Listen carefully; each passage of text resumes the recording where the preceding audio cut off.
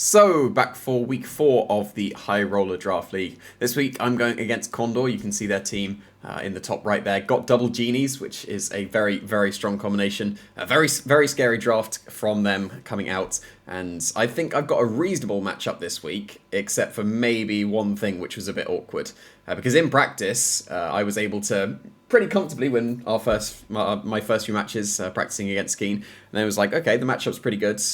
But what if this one tiny thing happens, and then I lost 10 games in a row when we tested that out? So I've had to adapt to the team that I initially had, but I've got some quite cool things coming out this week. This Blastoise was initially an Iron Defense body press set because the team is reasonably physical, and if I got the Iron Defense up, then maybe it would be able to win. But in practice, even though I got the Iron Defenses up, I would eventually get like 1v3'd by the opposing Pokemon, and Life Dew itself was just a bit too slow against that team. So going with this Blastoise because Defiant Max Speed Thunderous was the issue going into this. Expecting Eerie Impulse Prankster to come out from the Thunderous because my team is reasonably special, but when the Thunderous was Max Speed Defiance, the fact that it outspeed my Latios, which is one of my main Pokemon going into this week, was a bit awkward. So I'm going with this Blastoise here that's able to take on the Thunderous as a lead, the Defiant one. So I can just go for a Yawn, turn 1. If they go for a Lightning, I'll be able to easily survive with the Whack and Berry. They won't be able to touch the Blastoise, really. Should be able to survive whatever they throw at me, and then get that sleep onto the Thunderous. And then once they're asleep, I should be able to clean up with the Dynamax Pokemon in the back. Because I'm leading with 2 Pokemon that I'm not expecting to Dynamax. At least I'm planning to lead with 2 Pokemon that I don't expect to Dynamax. But Blastoise is almost certainly not going to be Dynamaxing this week. It is here for pure support, so I don't feel any need for any attack investment. It's just pure bulk to be able to take all the hits. I was able to outspeed a Landorus at -1 if I get the Icy Wind off, so I can go for another Icy Wind or get the Scald off or the Yawn or whatever. But I'm not expecting that situation to come up. It just might as well get that little bit of speed. And pretty much just max defense because it is pure support going into this week. What is not pure support this week is a little bit supporting, but Clefable is one of my potential Dynamax candidates. So, like I said, the Thunderous could have been an issue, and Clefable kind of solves that a little bit because Power Herb Meteor Beam is going to hit it pretty hard. I was trying to find some ways to hit the Thunderous for super effective damage because I didn't want to bring Frostlass because it wasn't great this week.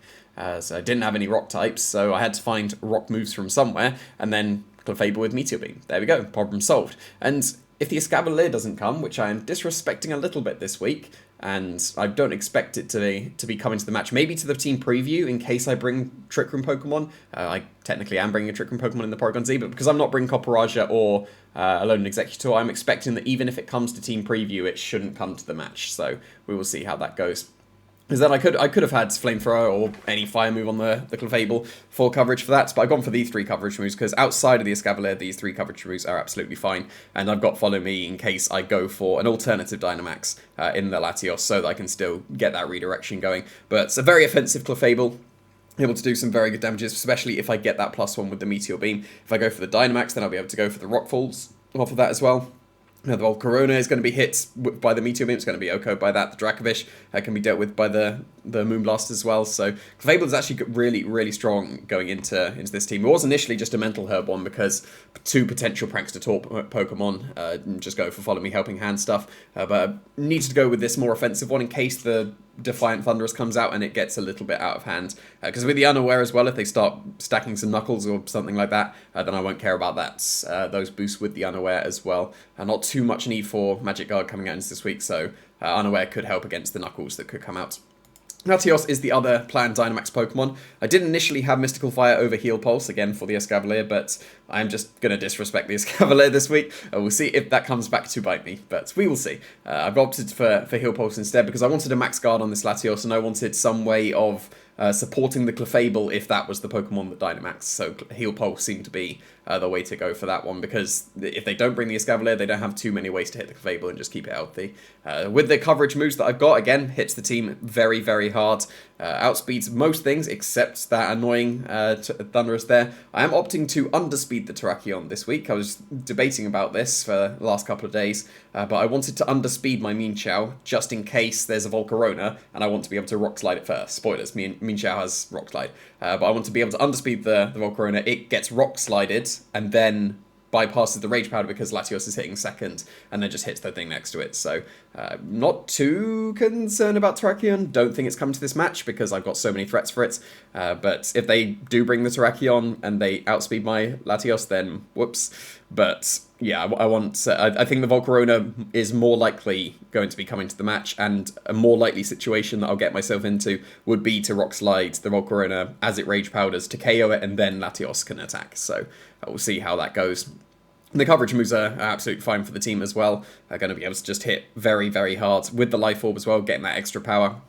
It's going to be most likely the Dynamax Pokemon. It can very easily be Clefable, but I'm expecting either Latios or Clefable to be the Dynamax Pokemon in this match. Mienshao is the 4th Pokemon. I am planning on leading with Blastoise Mienshao, and we'll see how that goes, because Sableye is very annoying. I've got Quick Guards on there for the Thundurus as well, in case it is the Prankster Thundurus. I've got Quick Guards just to keep myself safe from any of the shenanigans that they can go for, and then I've got the Rock Slide, like I said, for the Volcarona, and can hit the Thundurus reasonably well as well. I did Dynamax the Mienshao twice in my practice games, which is quite funny, so that I could hit the Thundurus with a big super effective hit. Don't plan on doing that. But yeah, like I said, outspeeds the Latios so that outspeeds the Latios and outspeeds the Volcarona. That was the fastest thing that it needs to outspeed, so they can get that Rock Slide off. Nothing too fancy about this Mienshao. It's got inner focus because there's Intimidate on the team. So yeah, it's pretty standard Mienshao, but I've just got Quick Guards because there's 2 Prankster Pokemon. Want to keep myself safe from those shenanigans. Planned Pokemon are Blastoise Mienshao with Clefable or Latios in the back, and Dynamax, whichever one in the back suits the game that we're in at the moment. Porygon Z and Zapdos I'm not expecting to bring to the match. They are still viable, but they're probably not as good as the other 4 going into this match. Porygon Z got the Choice Scarf there, so I can outspeed all the Pokemon. Ice is pretty good into their team, so if I just go for Icy Wind Spam, that's absolutely fine. I can outspeed everything and get the Icy Winds off. I can Ice Beam a Landorus, do some big damage there. Hyper Beam hits everything very hard.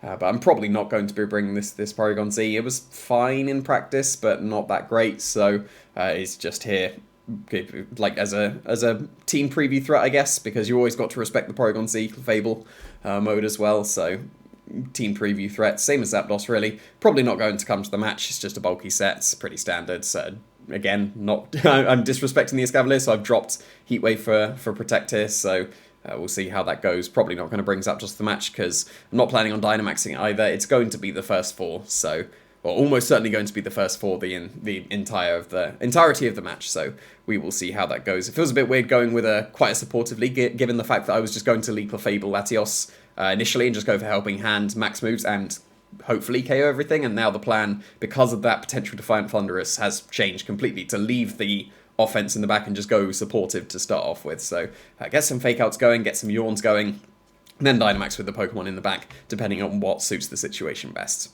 Hopefully they don't bring a Escavalier to the match.